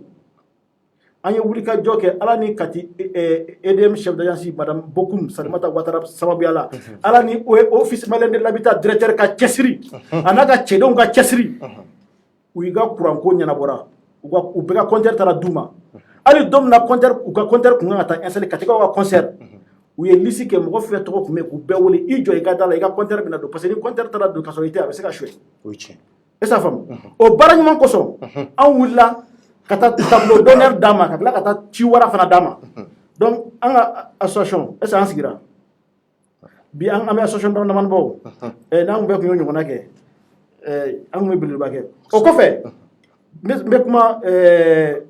Tabakɔrɔ la rue 801 kuransonin mun tɛ yen u y'an saisi u wulila ka s'an ka association ma anw tɛ Tabakɔrɔ dɛ an ye association de pour que ka maliyɛnw ka so ko k'o hakɛya k'o ɲini u y'an saisi ko ko kuran ma s'u ka yɔrɔ la kuran kun bɛ tɛmɛ yɔrɔ dɔ de la dɔw kun kɛlen bɛ ka kuran ta ka d'u ma donc a tension yɛrɛ a tun bɛ ka mɔgɔw ka appareil a tun bɛ ka a ye défaut bila mɔgɔw caman ka appareil la et puis kuran kun tɛ bɛɛ bolo a tun bɛ ligne kelen dɔrɔn de kan kelen de ka d'accord u kɛlen k'an saisi an ye lettre officielle an y'a ci office malien de l'habitat ma a Tabakɔrɔ nin yɔrɔ bɛ yen kuran ma se yen u ye entreprise mɔgɔw bila baara la mɔgɔ minnu ye kuran sɔrɔ a sababu la u bɛ se ka témoigner su ani tile u y'a baara kɛ a waati la installation bannen ka appareil bɛɛ installer film yɛrɛ bɛ yen ni a kan ka bɔ transport la ka taa poto la o film a mangelen minnu Mali fan bɛɛ mais n'i ye bibliothèque nationale bitigi dɔ bɛ yen u y'a fili sɔrɔ yen de donc pour dire que an sigilen tɛ an y'o baara kɛ et puis an bɛ ka chiffre de fɔ 801 o bɛ se ka vérifier Kati Tabakɔrɔ Kati sikɔrɔ an ye énergie baara min kɛ yen o fana bɛ se ka vérifier donc an ye wuli ka jɔ kɛ an b'a bisigiya sugu Tabakɔrɔ suguko problème tun bɛ yen an wulila ka taa o mɔgɔw parce que fɛn dɔ ka ɲi ɲala ni ɲa cɛlakaw ye sigibagaw anw sigilen tɛ yen an ye ka na aw dɛmɛ ye an y'a ye u bɔra réseaux sociaux kan k'u ka suguko ɲagaminen don anw de wulila ka t'u nɔfɛ a sugu mɔgɔw tulo min kan na k'u ni Kalabankɔrɔ mairie bila contact la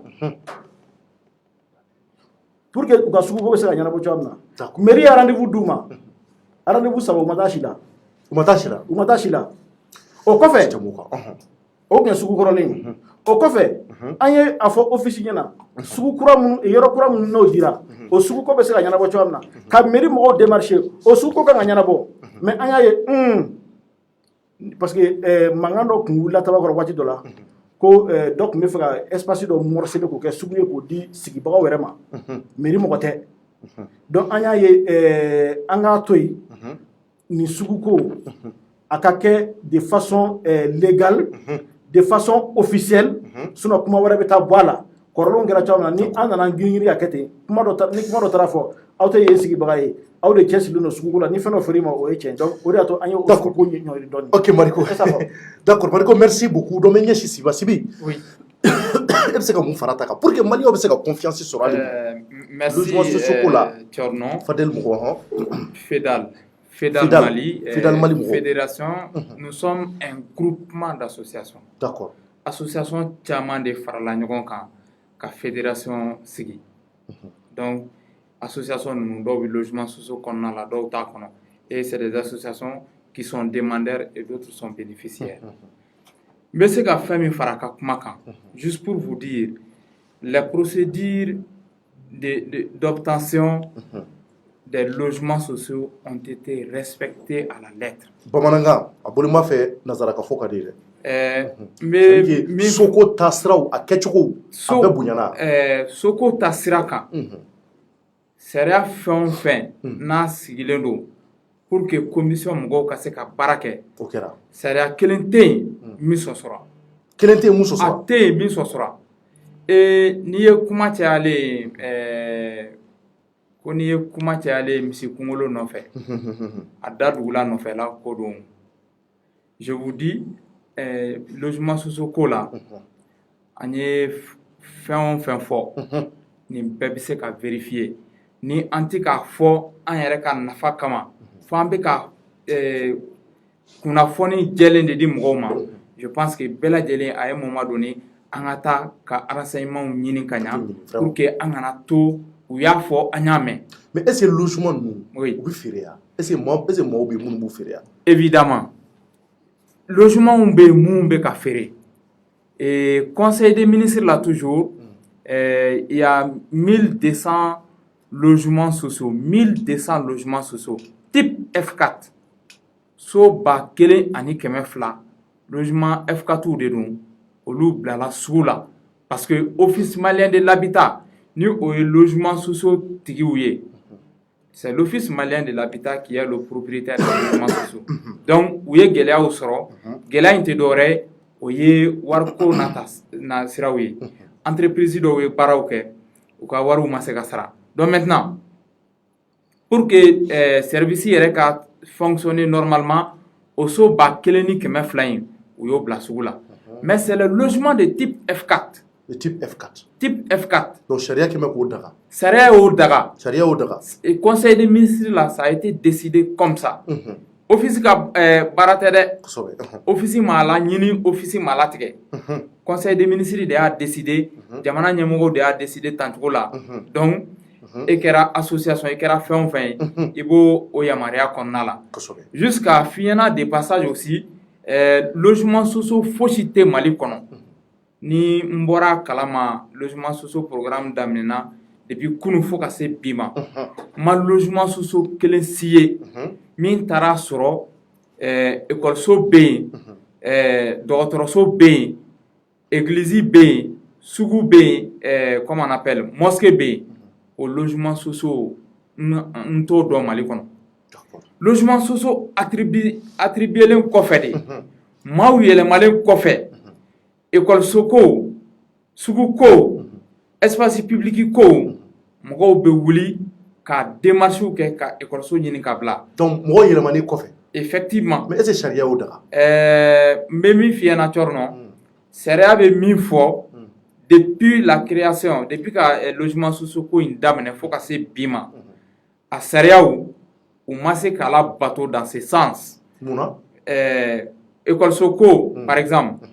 a bɛ programme kɔnɔ école kan ka kɛ yen mais k'a fɔ ko so tɛ di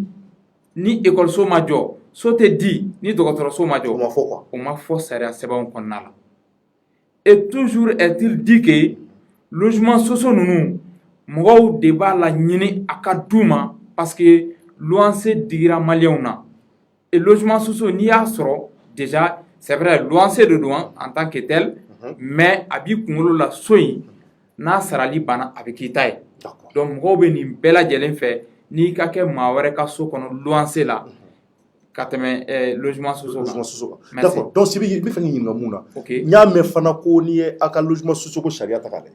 Ko so 50 bɛ yen. Mun kan ka di fantanw ma.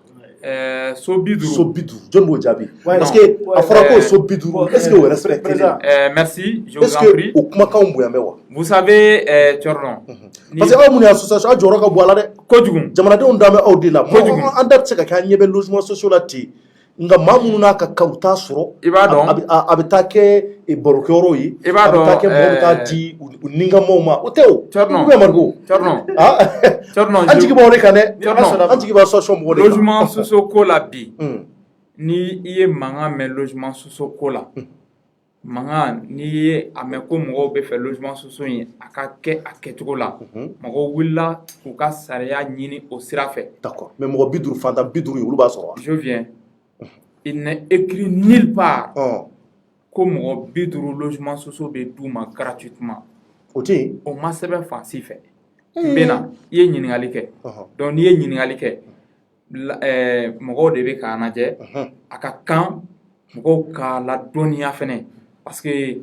information kolon mun bɛ di mɔgɔw ma a bɛ mɔgɔw yɛrɛ tɛgɛ logement sociaux ko la alors que a fɔra clairement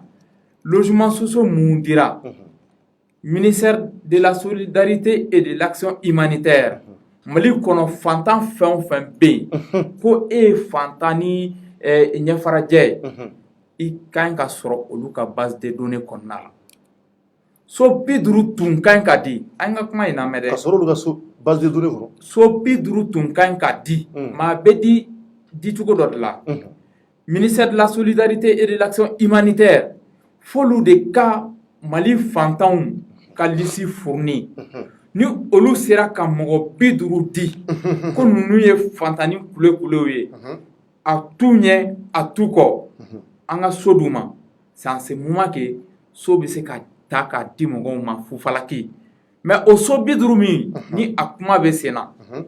o tun bilalen don fantanw kama mais dossier min fournira dossier 7 dossier 7 n bɛ na dossier 7 in fɛnɛ la a ye sɛgɛsɛgɛliw kɔfɛ a yirara k'a fɔ maa mun n'olu taar'u yɛrɛ déclarer ko olu ye fantanw ye a t'u kɔ a t'u ɲɛ fonctionnaire dɔw ka dossier sɔrɔla o dossier 7 na donc dossier 4 binna ka bɔ o dossier 7 in na k'a tɔ to dossier joli ye dossier 3 donc o so 50 in mɔgɔ 3 de tun bɛ yen réellement mun tun ye fantan ye so 50 in so 3 dira o mɔgɔ 3 in ma a tɔ 47 il y a 16 800 candidatures voire mɔgɔ 600 ani mɔgɔ 800 ni mɔgɔ 2 olu bɛ so kɔnɔ na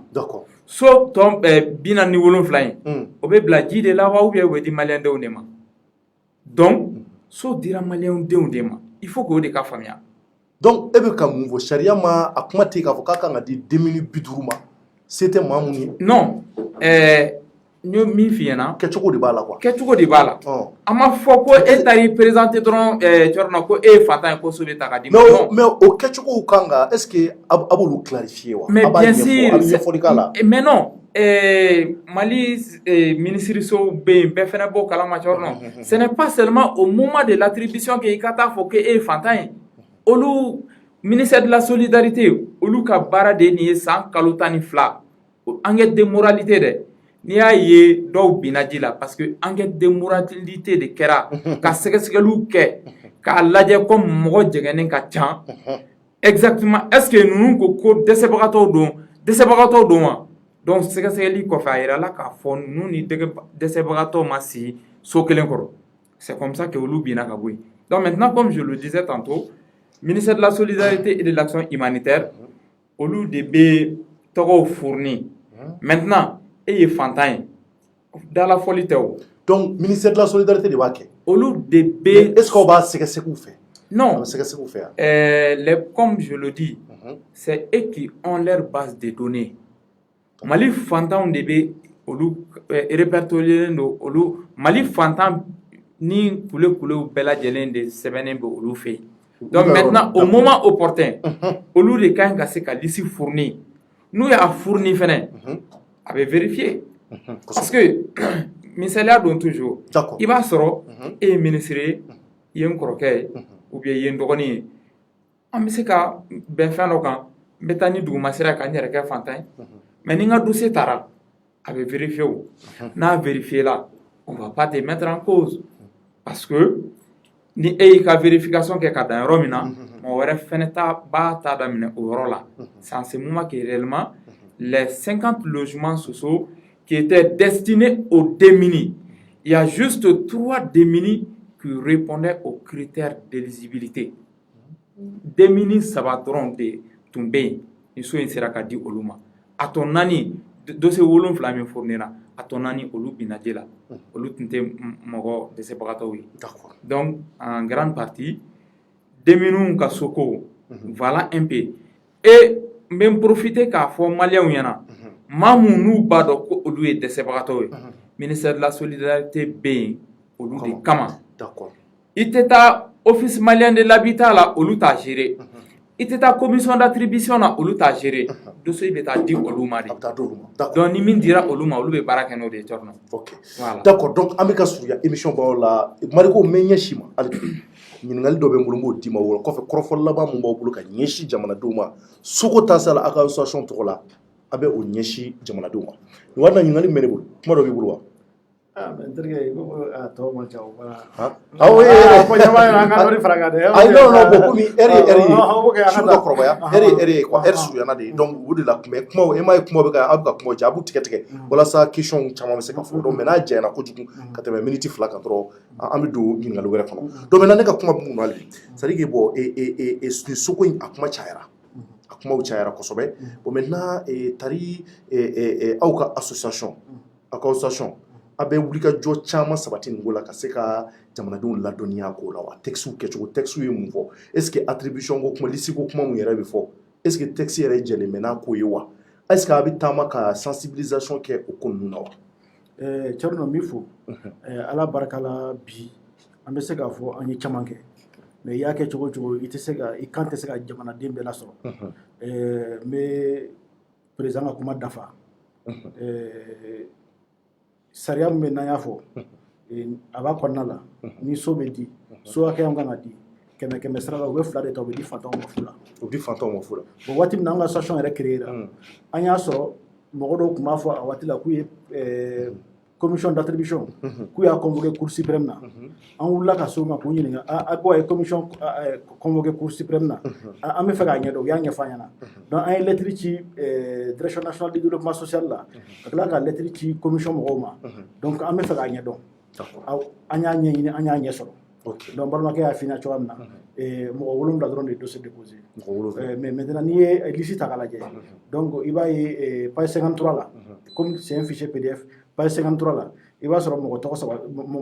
tɔgɔ bɛ yen donc dernière page la i bɛ mɔgɔ 1 tɔgɔ sɔrɔ yen parce que donc a y'a f'i ɲɛna cogoya min na mɔgɔ minnu n'i ye mɔgɔ 7 ta donc tɔ minnu bɛ yen n'olu ma sɔrɔ olu n'a man kan parce que olu bɛ baara wɛrɛ la se u ye donc an bɛ se k'a bisigiya parce que adamaden n'i bɛ kuma i bɛ kuma ni daluya de ye mɔgɔ minnu n'u ka hɔrɔnya y'a to n'u ka laadiriya y'a to fɛn mun kan ka di fu la mɔgɔ ma sɔrɔ a bɛ di minnu ma u y'o lasegin e ni ne ni ɲɔgɔn cɛ an bɛ se ka bisigi olu ye mɔgɔ laadiriw ye wa olu tɛ mɔgɔ laadiri ye e ni ne an bɛ se k'o jalatigɛ lamɛnnikɛ jɛkulu fana bɛ se ka o miiri n'a sɔrɔ mɔgɔ laadiriw tun tɛ o so tɔw tun b'a tila u ni ɲɔgɔn cɛ u b'o tila u ni ɲɔgɔn cɛ o tɔgɔ tun bɛ liste des bénéficiaires la mais a y'a f'i ɲɛna cogoya min na i bɛ 2019 première tranche i b'o liste ta k'a lajɛ mɔgɔ minnu ni a y'a tɔgɔ fɔ olu de tɔgɔ bɛ o liste la et don min na le 20 an ka seli don le président de la transition le colonel Assimi Goïta a ka kɛnɛ kan i y'a ye cɛ 2 tile dira olu ma o ye mɔgɔ 2 minnu ye so sɔrɔ o mɔgɔ 2 bɔra o de la ni o cɛ 2 n'olu ka tile dir'u ma Magan Diallo ani Lassine Doumbia est-ce que a faamu parce que n'i bɛ jama ka baara kɛ n'i bɛ baara kɛ jamana kɔnɔdenw tɔgɔ la a ɲɛɲini i b'i da don ko min na i k'u ɲɛɲini k'u ɲɛdɔn so an ye association de yo mais maintenant lisi an kelen ka reportage la je mo to ko fora an yo to ko de ta an ya do fen wona fichier ko na la exactement abu to ko boka ire la ni tigi ye muyi donc o la an ya don chef la muni clé duruma o ye mo munu ni so duruma fula o tarol mo de la et ça va d'accord donc c'est pour vous dire anteni ko ante ka keni kulenge ame ka keni sebedi parce que aba to be kala ame donia soro aba to ame sika anga jamana kono dinya woroli embauché il y a foko deminu kan ko ala barkala angelenga akuma fo mo chama yan wole ko lu kunta kala donc ame en profiter ali ka fujina ali bi mo do yi message ci ama 2000 ko donna tawla no be fa dossier déposé comme au marché folo mais 2018 papier mina donu la anyo chumo pour ka se ka famia papier ni papier mun nganga do d'accord et ça femme donc c'est pour vous dire ali mo mun be bi nous be fa mo tromper ni au so bidur ko kumay olu mo wati na nya sege le 25 juin 2020 ma fina na ga di ma agara erm na ma fina journaliste mi a filmé mo fana to ko fina a bora ka video ke ko a ko filla ko olu kunte chendo donc aye chenfo mo ka mi so dossier déposé mo ka mi asro donc c'est pour vous dire bi ni me ka femu ni mo soro pour e ka jama tromper mais c'est ka kuma chama wéré fo d'accord et ça fam ame ka ni fefe fo ni malien wéré ma famia anga numéro ba awbulo ou be se ka wuli ka se ouverture média la aba wele na amana o fana kuma be fo amna ni amega dalia munu fa amna no dalia ka na di kana ira ola awre be d'accord mais aga sebe na décret 351 ibo décret fait nous maîtriser donc fo na ibo maîtriser donia kuma kan men voler du yaro jona aga décret do be no c'est pas décret 300 ouais décret 300 le décret 0351 fin 2015 o ba fo de so kan akla chogam commission be baraka chogam ni e cherno ni so bibulu ni imi ke konya so be sega la chogam ibo ke alo la iba e abe foko a cherno ni so be cherno bulu na ba muso amuso te sega nyini na be cherno bulu dron cherno muso ni so manga mais bi mo chama ba foko so be fama bulu ko mo nunu kube so klawre da manu nyonche mo chama be so bu bulu so bu muso bulu ni ala sura manga wuli ka job na ke ka ouverture media mo ta ka aw bla nyefe ametolu mo nunu ka tu muso ka soyira wala ako filmer ko bo malion ko ye anga farnyonga ko so ka bine ko di malien were ma mudu mako be sola parce que te ka so soro e muso ka so soro ka soro an jamana kono de tobe an mako be sola d'accord merci Marco donc maintenant Sirbi émission sera banoro OK maintenant yani nga korofo lamandi ma OK aw ka jekulu fedal Mali ya ka jekulu donc il récépissé ba ko n'est-ce pas oui avec récépissé o jelenu aka jekulu donné do jamana fa. Merci, comme on appelle... rapidement, parce qu'elle est en temps. Ok, d'accord. Anga Djakoulou, depuis 2015, depuis 2011, depuis 2009... Merci. D'accord. Krofolaban. Mais wole da kamina se maliauma. Uka laje, uka wuli kata kunafonia nyini usunkro. D'accord. Parce que dabri mogo tiara à travers les réseaux sociaux. Ni mogo laje, mogo chaman be u nenka di chorno. Mais uni tient masi yorokeli. Mbese ka exemple ou dima. C'est que parmi les responsables des associations, wallahi do be na bora u tola. Nous est fin fiena au coffre au vérifier. D'accord. Parce que quoi galon de ka cham nous ka tient. Kamaleon akili salo comme alors qu'en réalité ils sont là dans la recherche du profil personnel. Okay. Donc c'est dommage. Merci. Amba nyini nyamugo fait. Lissimi ni a publié comment fera le 20 septembre 2021. D'accord. Amba nyini autorité compétente mugo fait. Au cas lissimi publié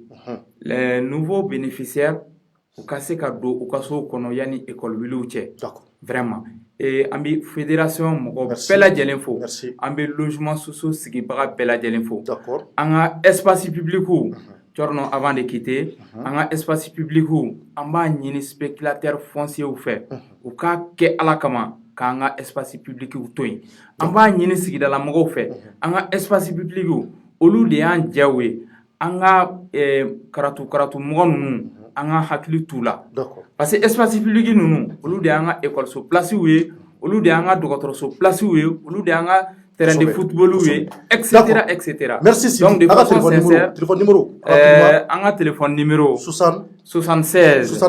07 68 78. Merci beaucoup Sidi. Merci. Là-bas et c'est c'est bon avec association boulot. Ouais, bon Tcherno donc parce que ne formation mi rek ye maître de premier cycle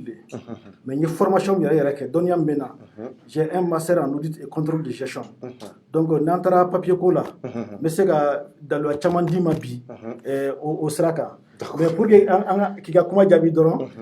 en association récépissé voilà et nous avons été publiés au journal officiel. Donc si vous voulez je vous donne une copie. Donc qu'est-ce qui se passe? Crofon là-bas rapidement. Amé président de la transition le colonel Assimi Goïta Ambafo. D'accord. Premier ministre Ambafo. Ministre de l'Habitat professeur Kamena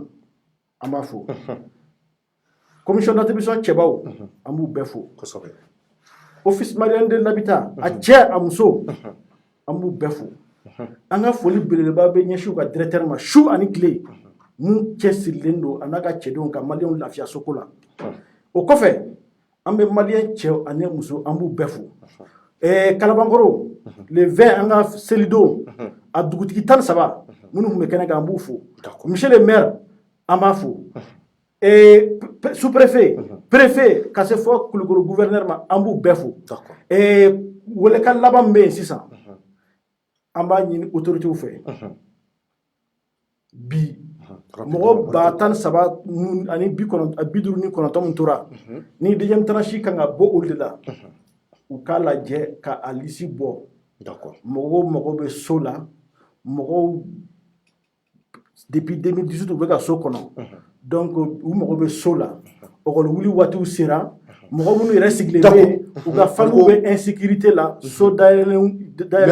donc merci. Ambe ouverture média tché. Merci beaucoup. Téléphone numéro avec clé non? Non, bon, nega téléphone numéro 60. Ouais, ni est sibi sur ibe sika nsoro. D'accord. Ou esoro. Mais nega téléphone numéro 76 35 77 13. Merci beaucoup Mariko Sibi, merci. Ami foki wala nyumando. Malion ambe folla si au bema ka wala nyumando. Ni munye association Bafla munu fana nana. Ni nga seka nyefolike soko tasrauka. Ntina ke débat bani amina lay do natawla ka seka association flaw ka seka débat siki uni nyanje alibi koyi ameseka bwa kinya kala machoko muna wa ambiya beka blala inshallah do natawla amina uwele kana mumba to ka seka temel masala to ytukuni ame fulla se jamana duma mali sirki nadi bela ka fo ali bala ka kinya bangi anga soko tasira wala ka kinya bangi jamana ko la mali ala ka dia ala ka mbe kelema. Merci à toutes et à tous akambe wature. Au revoir.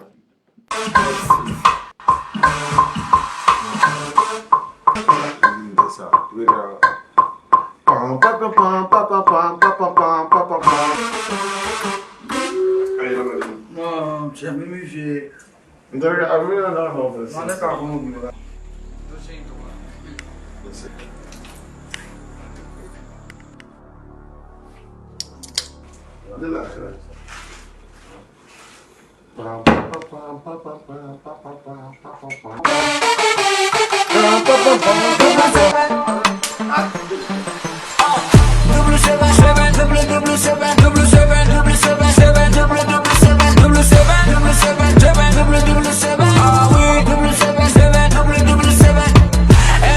Inspiration W7 là,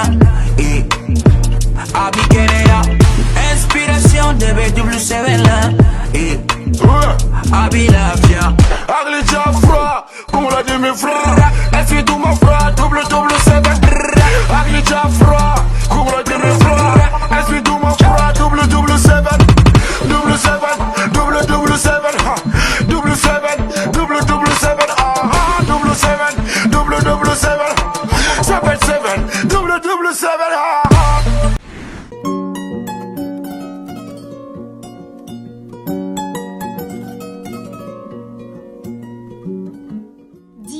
société Sodima ka safinɛ kura gilannen de don awɔ kana aw lafiya a ka sokɔnɔ baara bɛɛ lajɛlen na fininɔgɔko b'o la minɛnɔgɔko b'o la fo ka taa se farikolo yɛrɛ saniyali ma safinɛ dima a jɛnsɛnnen don mali fan 14 bɛɛ lajɛlen na mɔgɔ minnu fɛnɛ mago b'a caman santa la u bɛ weleli kɛ 75 30 ani 51 safinɛ dima safinɛw ka sanbala ɲɔ.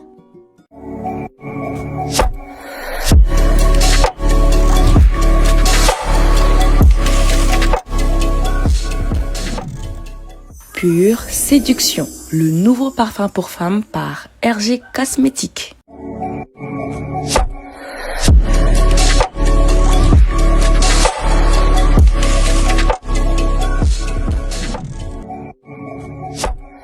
Intense Love, le nouveau parfum pour hommes et femmes by RG Cosmétiques.